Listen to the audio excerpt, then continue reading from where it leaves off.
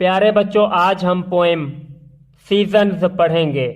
Seasons मौसम। Here we go round the air again. इधर हम साल का दोबारा चक्कर लगाते हैं। To greet the different seasons, मुख्तलिफ मौसमों को खुशामदीद कहने के लिए। Winter time is time for snow, मौसम सरमा बर्फ का वक्त है। It's too cold for plants to grow, शदीद सर्दी में पौधे नहीं बढ़ते।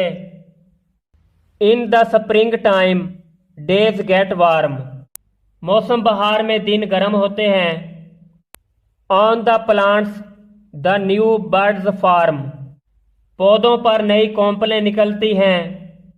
इन summer time the days are hot, मौसम गर्मा में दिन गर्म होते हैं।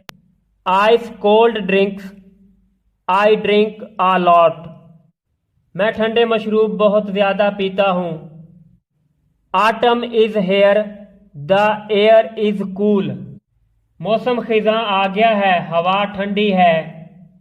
Days are short it's back to school, दिन छोटे होते हैं, स्कूल वापसी का वक्त है। मेश गोल्डिश की ये पोइम है।